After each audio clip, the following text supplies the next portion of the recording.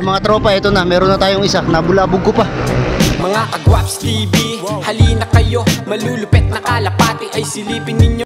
Ayun, magandang araw sa inyo mga Kagwaps. Welcome back again dito sa Gwaps TV Official.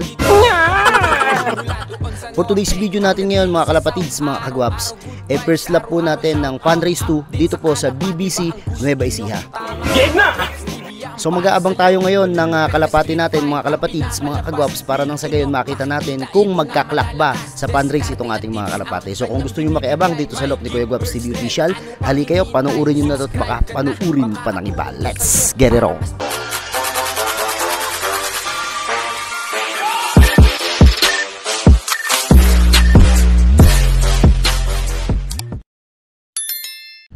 Bago tayo magsimula sa abangan natin mga kalapatid, syempre hindi mawawala yung ating weather update dito po sa Nueva Ecija. So ngayong araw mga kalapatids, talagang medyo makulimlim at nakatago po ang araw. So ang oras po natin ngayon is 9:50.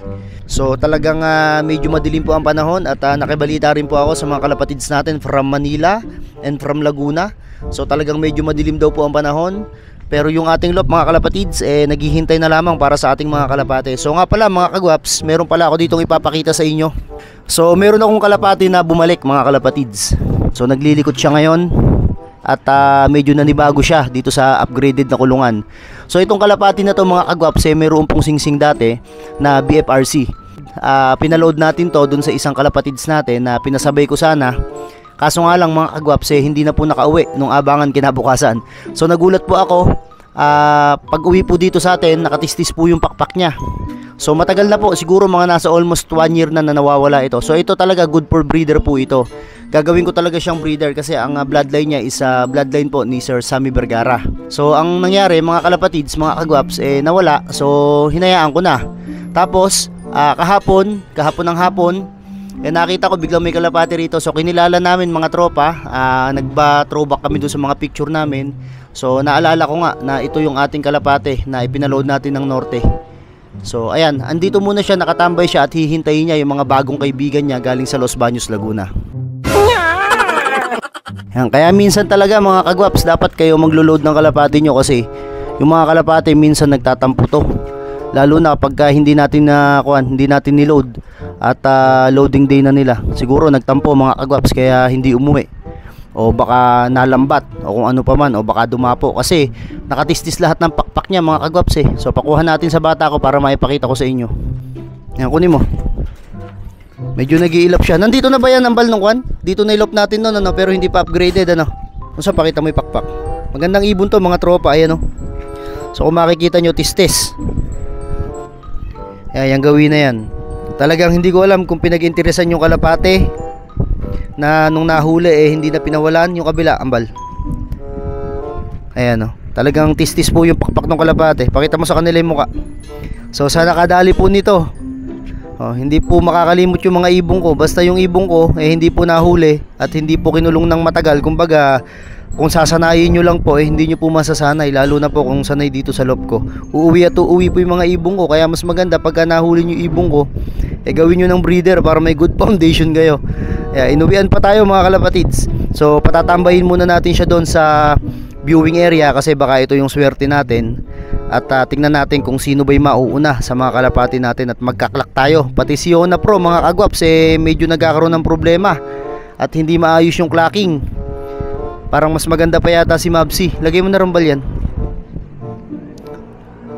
Ayan, dito lagay muna natin siya dyan para siya yung swerte natin ngayon mga Kagwaps. At alam nyo naman na pagka ganitong may umuwi sa akin, medyo ganado tayo. Lalo na maganda naging kondisyon ng mga ibon natin ngayon. Malupit ka talaga! Ang ganda mong lalaki! Okay na mga Kagwaps, hintayin na natin mga ibon natin at nagsisimula na magpaklak yung mga taga rito sa Nueva Ecija. So sana merong sumabay na kalapati natin doon sa mga mabibilis na nakapagpaklak dito. Mga tropa, ito na, meron na tayong isa. Nabulabog ko pa, bumaba dito. Meron na tayong isang kalapati mga Kagwaps. Palagay ko si Kwanto, yung finisher natin ng Norte. Ayan o, nagro-ronda pa, hintayin natin bumaba mga Kagwaps. Mukhang magkakatarantahan kami mga Kagwaps ng kwan ngayon ng pauwi. Ayun na. Sok. Baba. Ayun na mga tropa. Wait lang ah. Tingnan natin. Papasukin natin. Sok. Pasok na.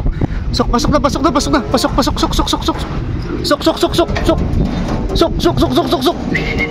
Ayun na, plak ko lang mga tropa. So, dami nang nagdadaanan dito. Meron pa tayo mga kagwaps. Saan na napunta? Umikot na naman. Ayun oh, ang taas pa niya oh. Ayaw pang bumaba. Mukhang naka-sticker din yan eh. Ayun, dadapo na kanina. Nabugaw nung nagkaklak kami. Sana dumapo na mga kagwaps. Ayun oh. Mukhang iikot pa ng isa. Sumubra pa ng isa oh. Ito. Baka sakali. Sok. Sok. Sok na pasok. Pangilan na natin to. Sok. Ayun na, kunin mo na. Ipakita mga kagwaps. Ayun o, maliit. Vandenbroek to. Ito yung mga kuwan. Kapalitan nito yung kaninang hindi na sticker mga kagwaps. Meron akong hindi na sticker na isa eh. Mali yung pinik nung kuwan ni Kambal. Ito isang hen. Medyo matyaga to mga kagwaps. Kaya tinayan ko. Sok. Ayan. Lahi ni Pakito yan mga kagwaps. Kamukha ng kapatid niya. Hen yan eh. Ayan na. Ayan. Kanina nagkatarantahan mga kagwaps eh.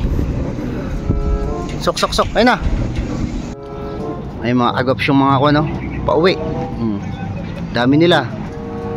Ano pala yung white plate na isa mga kagwaps. Sok. Ayan o. Hindi ko napansin. Nandun na sa landing board. Mga tropa, yung first clacker natin nung nakaraan, hindi na isali ng bata natin. Siya kasi pinagkarga ko eh. Andito na rin siya. Second dropper natin siya ngayon. So yung first dropper natin, yung kapatid niya. So asan ba ito? Ito. Tapos sumunod siya. Kaso nga lang, hindi na isali nung bata natin. So ilan na sila? 2, 4, 6, 8, 9. 10 piraso na mga kagwaps yung ibon natin dito. Merong 4 mga kagwaps. Yun, 4 na piraso. So congrats sa kwan. Magpapauwi dyan. May mga na wrong way oh. Alayo na ng lipad. Baliktad na. Ito may dumidi pa. Mukhang sa atin tong isa na to. Ayan oh. Tingnan natin mga tropa. Merong dumi pang isa. So sana naka-sticker yan oh. Ay hindi ata naka-sticker. Yung PHA ata ito eh. Ayan oh. Tingnan natin ah. Pababain lang natin mga kagwaps. Oops, tingnan natin kung sino to. Ay, hindi naka-sticker mga kagwaps. Pero young bird ng BBC ano. So, isa to sa mga hindi natin napa-stickeran. Pasok ka na, pasok. Sok. Isa sa mga hindi natin napa-stickeran to. Pero okay lang. Diba? Ang speed niya na lang, nasa 1,000 na lang mga kagwaps. Meron pa tayong isa. Mga lipad pogi lang to mga kagwaps. Pasukin natin. Yung off color. Ayan oh. Talagang ganyan lang libaran niya. Hindi man lang napagod oh. Itong puti namin mga kagwaps oh. Tingnan nyo oh. Ihihinto ko na to eh. Magaling. Nakakasabay pa siya. Nasa 700 pa mga kagwaps yung ispira niya. Ayan oh. Kaso mukhang nagputik ah. Ang galing oh. Akalain mo nakakasabay oh. Sok.